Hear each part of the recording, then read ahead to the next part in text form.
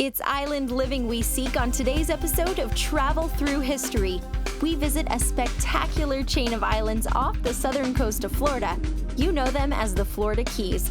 The Keys have a rich history and culture distinct from the Florida mainland, and her story is filled with pirate adventures, mystery, and intrigue. The locals call it the Conch Republic and proudly hoist their flag in rebel defiance, just like their pirate past. First, we'll visit the Mel Fisher Maritime Heritage Museum. Mel and his dive crew discovered over $500 million worth of gold and silver, waiting patiently on the bottom of the Atlantic for over 450 years. Next, we'll set sail to the dry Tortugas, a small group of islands discovered by the famous Fountain of Youth seeker Ponce de Leon. There, we'll tour the incredible Fort Jefferson. Named for the third U.S. President, Thomas Jefferson, we'll learn how the dry Tortugas got their name and what's become of it over the last half a century. And it's yo-ho-ho and a nice piece of prose. Literary history is at our fingertips as we visit the famous home of legendary writer Ernest Hemingway. So get your sea legs on. We're headed to the southernmost point of the continental United States on today's episode of Travel Through History.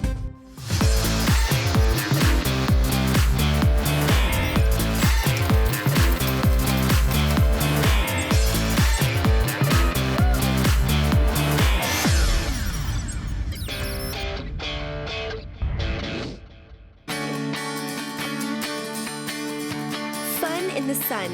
That's what most people think of when they hear the words Florida Keys. And why wouldn't they? The Keys are an island paradise just off of the southern coast of Florida.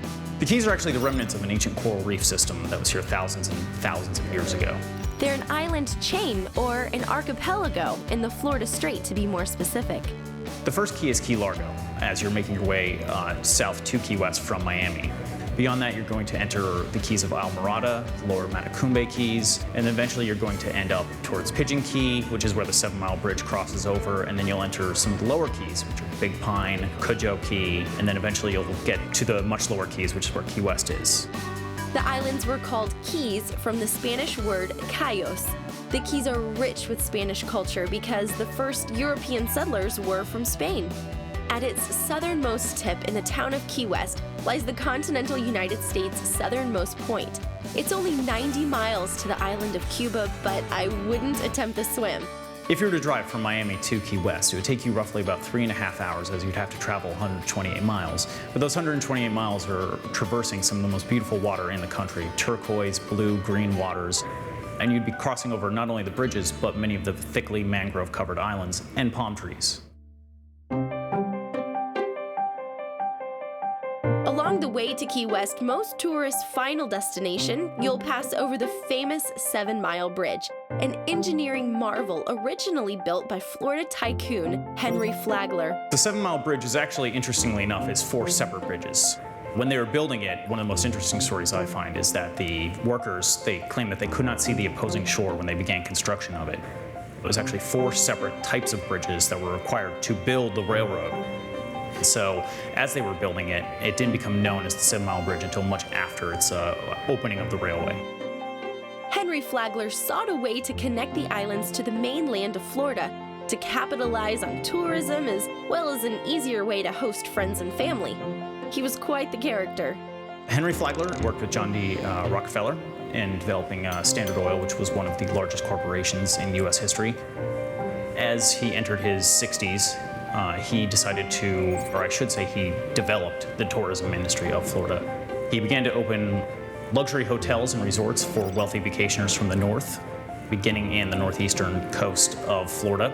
And what he did is he started building these resorts further south, and as he did that, he realized that the travelers had no uniform way of getting to the destinations.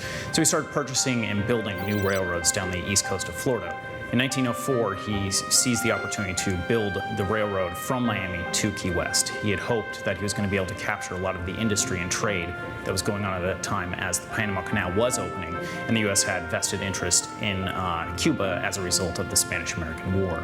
It took many years, and in 1912, the first train arrived in Key West from Miami, and Henry Flagler was actually on that train.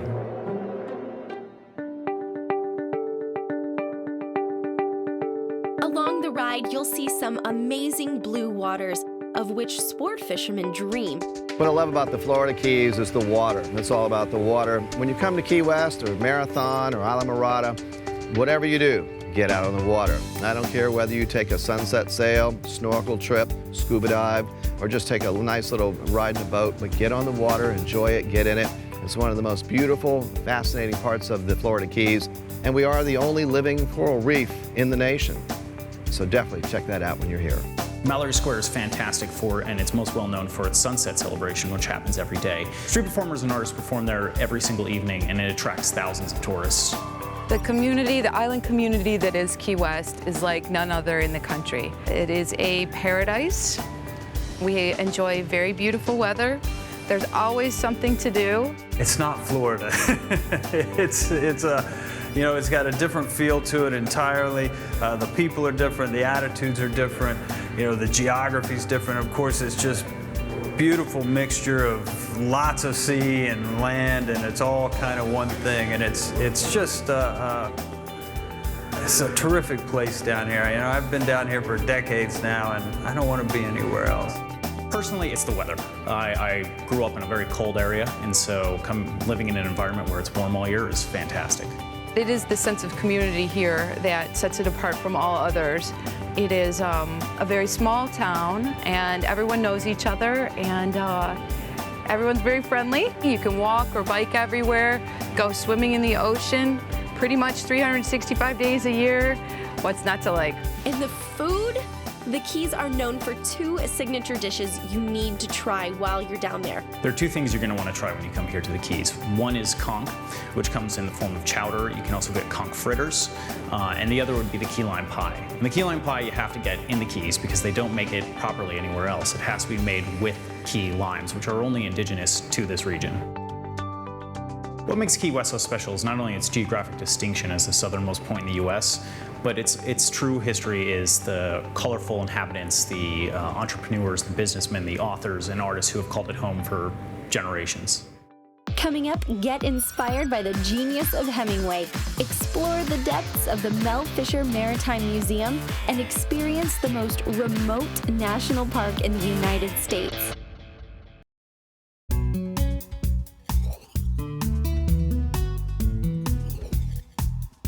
There's tons to see and do when in the Keys, so history buffs need to get organized. Our first stop is for a bit of literary history. Famous American author Ernest Hemingway was a Keys lover and lived right on Whitehead Street, Key West. Hi, I'm Dave Gonzalez, and I am the events director here at the Ernest Hemingway Home and Museum in Key West, Florida. Ernest Hemingway was probably the most prolific writer of the 20th century. He wrote such famous novels as The Old Man and the Sea, To Have and to Have Not, and A Farewell to Arms. He was very much criticized for his short, concise writing, lack of pronouns and adverbs, but it led your imagination to interpret his writings into something very personal. The Ernest Hemingway home here in Key West is where he lived from 1931 to 1939. Though it was a brief 9-year period, he wrote 70% of his lifetime works in that 9 years. He came here in 1928, went on a couple fishing trips and fell in love with Key West and the fishing opportunities here, moved back here in 1931, and stayed as a permanent residence until 1939 or 40. The Hemingway home is a hot attraction in Key West. Its original owner is also a wealthy local celebrity. Asia Tift was the most famous and original shipwreck hunter of the 1800s. In fact, he's so old school that it was called salvaging back then. His most famous finds can be seen at the Shipwreck Museum just blocks away. About 150 species of plants and trees and flowers on the property, and of course, our 44 polydactyl six-toed cats. So the six-toed cats were called gypsy cats, and there's a folklore legend about them that they brought ship's captains calm seas, prevailing winds, and safe passages on their journeys. Hemingway, being a storyteller long before he became a story writer, enjoyed the folklore legend about these cats and thought, I'd like to have one of those gypsy cats.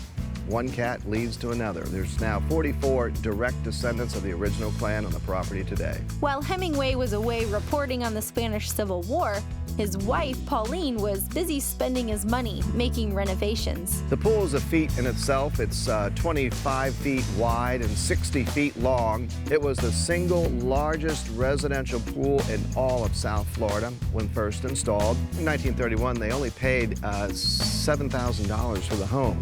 In 1937, 6 years later, Pauline spent $20,000 on the pool. When he heard this, he pulled a penny out of his pocket and said, "Pauline, if you're going to spend our money that recklessly, you might as well take my last penny right now." He threw it at her feet. She embedded it in the wet cement at the center column in front of the pool, where it still rests today. She showed that penny off quite frequently. Once you've got your head filled with Hemingway facts, it's time to head over to the Mel Fisher Maritime Heritage Museum to explore some sunken treasure discovered by, well, Mel Fisher, of course. Mel is one of the most famous modern-day treasure hunters of all time. His goal was to find the lost treasure of the Spanish galleon de Atocha. My name's Corey Malcolm, and I'm Director of Archaeology at the Mel Fisher Maritime Museum here in Key West, Florida. To me, as an archaeologist, shipwrecks are just a phenomenal way to look at the past. You're looking at what's literally a time capsule. You have things that people, a little floating community out on the water, and suddenly it's dashed to the seafloor and sort of frozen in time. The Florida Keys are well known as a shipwreck trap. For centuries, mariners have used the Gulf Stream to quicken their journey back to Europe. However, the shallow, coral-lined waters of the Florida Keys prove treacherous for ships' hulls. In addition, Florida's prone to hurricanes. So you combine a lot of ships, reefs just lurking offshore, and hurricanes, and that's a bad combination. That means a lot of people are going to get wrecked over the centuries. Well, Mel Fisher is a man who was regarded as the world's greatest treasure hunter, and he went out and spent much of his life looking for sunken ships, especially sunken treasure galleons, Spanish galleons. And he was very good at it, and he found quite a few on the east coast of Florida in the 1960s, and then came down here to Key West and spent 16 years searching for the wreck of the Nuestra Señora de Atocha, which was a galleon that had wrecked in 1622. Finding the Atocha became all-consuming to Mel. Treasure hunting is seriously risky business, and Mel Fisher and his family faced dire consequences. Mel Fisher paid a very dear price in searching for the Atocha. His son, his daughter-in-law, and another diver were killed in the search for the Atocha. But he didn't give up, and I think that's really the greatest lesson. If somebody believes in something enough, don't give up. You can make it happen. But Mel's stubborn perseverance did eventually pay off. He found it in 1985, the cargo hold of it, filled with silver bars and silver coins and gold jewelry and emeralds and all these wonderful things. So we have a museum now that is filled with all these wonderful things from the wreck of the Atocha, also its sister ship, the Santa Margarita, which wrecked at the same time, and we can tell people all about galleons, from the bugs that were in the food to the anchors and the cannons and the wonderful treasures that were on board. Personally, I really like what we call the poison cup, which is this beautiful gold chalice from the wreck of the Atocha, and it was sort of this crazy thing. It had what were called bezoar stones were mounted in it, and it was used to neutralize poison. So if somebody was trying to poison you through your wine or something, you poured it in this cup. These bezoar stones, which are gallstones from llamas, would supposedly absorb the poison and make it safe to drink. So that, you won't see that anywhere else. The Keys are famous for their key lime pie, but the key lime's original name comes from how it got to the Keys. Is it A, the Mexican lime, B, the Cuban lime, C, the Dominican lime, or D, the Chinese lime? The famous key lime's original name was A, the Mexican lime, as it came to the Keys from the Yucatan Peninsula in Mexico, but it's actually Malaysian. On we go with more travel through history.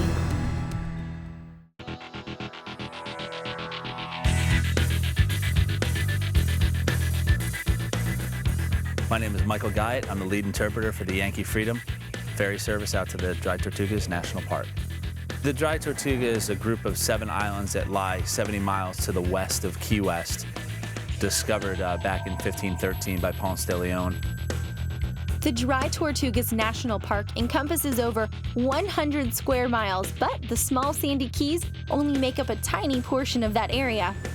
The Yankee Freedom is the primary method to travel to the Dry Tortugas. It's about a 2.5-hour ride out. The majority of our trip is over shallow water. Along the way, we pass over the area known as the quicksands. This is the area where both the Etosha and the Marguerite were discovered by Mel Fisher and his team. And so even today, they are still pulling treasure from those sites. The Dry Tortugas gets its name because of its lack of fresh water and its abundance of sea turtles. Turtle in Spanish is tortuga. The area is designated as a national park because of its unique blend of natural beauty and the historic significance of Fort Jefferson. Name is Christopher Ziegler, and I'm the lead historian and interpretive ranger for Dry Tortugas National Park. Fort Jefferson out the Dry Tortugas is a result of the War of 1812. The United States started a cohesive construction program for fortifications to help defend our maritime frontier. Fort Jefferson is the third largest coastal defense fort built by the United States after the War of 1812. The largest is Fort Monroe in Virginia, followed by Fort Adams in Rhode Island. Construction began in 1846. They worked on it until 1875, never totally completed it. It is the third largest seacoast fort the United States ever built, and it was built there to help control the Dry Tortugas harbor. The islands that make up the Dry Tortugas create a natural harbor in the middle of the Gulf of Mexico. This is very attractive to ships that need to seek refuge from storms or safety from enemy attackers. Ships can easily get around the guns and the range of those guns of Fort Jefferson, but it's that harbor that ships want to go to. And let's say Great Britain or France wanted to cripple our economy, they would send a large fleet to Dry Tortugas. They would set up a base of operation at this harbor, and it's the only one like that in that part of the world.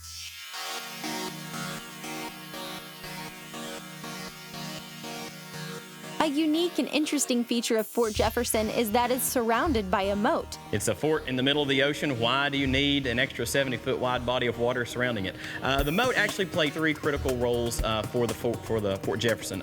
The first of which, it was a barrier. The fort was going to be assaulted and taken over by an enemy force. Most likely that was only going to occur through an amphibious assault. So the moat wall, known as the counterscarp, was designed to prevent soldiers attacking the fort in rowboats from being able to get right up against the wall. Either those rowboats could be filled with explosives, but more importantly, it was to delay the soldiers from getting to the fort wall so they could be shot at for a longer period of time before they got to the fort. The second major reason, it's a wonderful breakwater. Fort Jefferson, as you see it today, would probably not even be there if it was not for that moat wall, because that's really what stops all that wave action from directly impacting the fort itself. And then the third reason is very interesting. It was actually part of the tidal flushing system for the sewer for the 1,500 men that were supposed to be out there. It never worked very well because our tides aren't very strong here, but that was a third very important part for the soldiers that lived out there during that period. In late 1861, the United States government began to use the fort as a prison. This dry, hot, isolated prison with lack of fresh water was the ultimate punishment for convicts. They sent Union prisoners to this Union fort as a way to put them in hard labor, and these were gentlemen convicted of any type of crime you can think of, stealing a horse, sleeping on the job.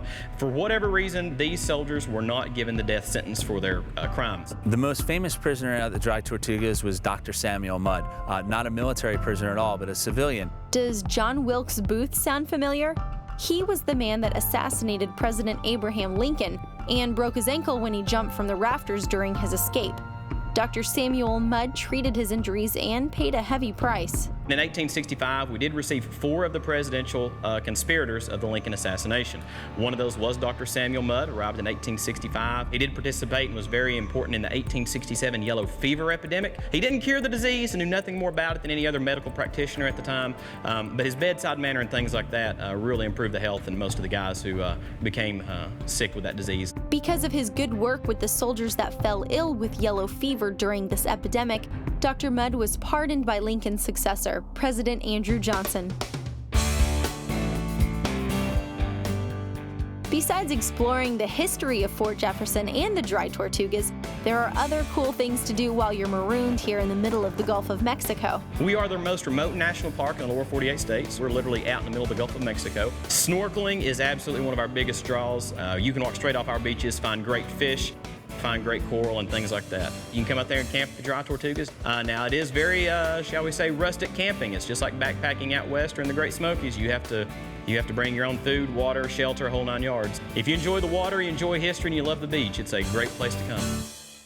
Travel Through History wants you to interact with our website, travelthroughhistory.tv. On the site, you'll find clips from past shows, as well as information on what's to come. Be sure to comment on our site and let us know what you'd like to see on the show.